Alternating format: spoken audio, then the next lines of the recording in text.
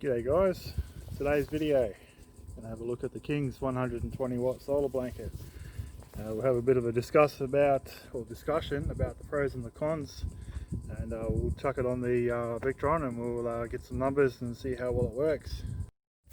So here we are guys, so 6 nice little panels all sewn into a blanket. The stitching on it, flip over the other side, I think is actually pretty good quality.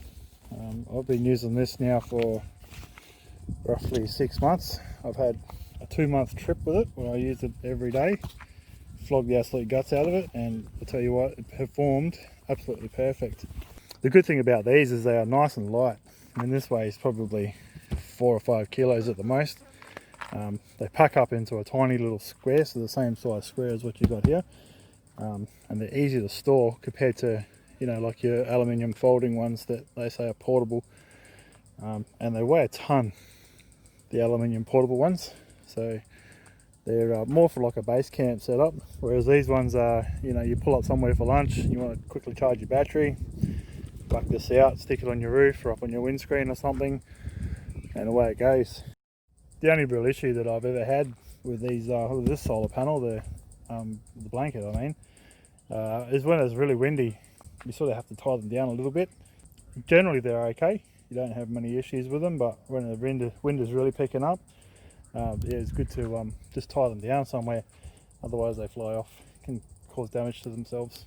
You've got no way of being able to stand this panel up by itself. Some of the other ones come with like a stand. This one doesn't. This one you just mount to your windscreen, or I normally put on the back of a Max Trax there and hang it over the top. I've got a couple of little hooks that hang through here. So you got to be, you know, you got to think outside the box. Sort of when using these, they're not, how would you call it, very user friendly in terms of being able to mount them and point them towards the sun. Another downside to these is they get very hot as well.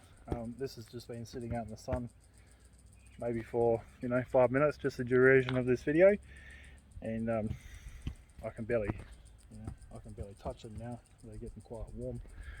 So as we all know, the heat that's produced by the sun actually affects the efficiency of all the solar panels.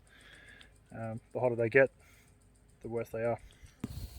Anyway, there's not really much to them. They're pretty basic. So they come with this 5-meter cord here, which I've got plugged in already, ready to go. It's a good quality cord. The only thing is at the ends of it come out, the waterproof ends come out really easy. They're not that easy to put back in. So anyway, if you have a look inside the bag here, here's the plug. Now this also comes with a PWM controller, only the little cheapy ones that you get, same as what you get from BCF and whatever. They cost about 20 bucks each.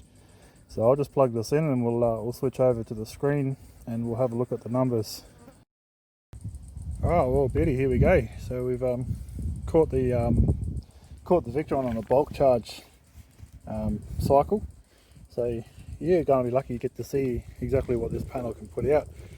So if you just have a look on the screen, so we're set at 93 watts. So just bear in mind this is a 120 watt panel, so that's within about 80% of its total capacity. And we're drawing 5.2 amps from the panel.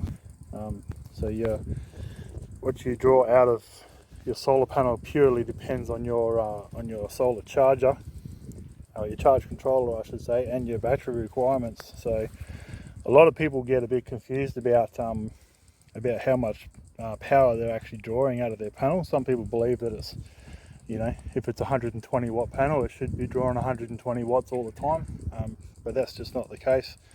So yeah, so this is pretty much the maximum of what you'll get out of this panel.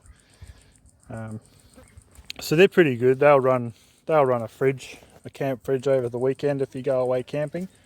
I wouldn't expect much more out of them.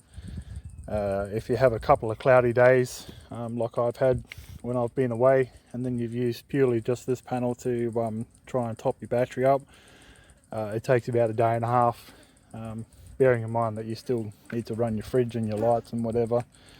So, you know, nice sunny day, took about a day and a half to charge me back up from 50%. So yeah, anyway guys, any questions, leave a comment down below and I will try and answer the best as I can. Leave a like, please subscribe to my channel, helps me out heaps. And yeah, thanks for watching. Catch you later.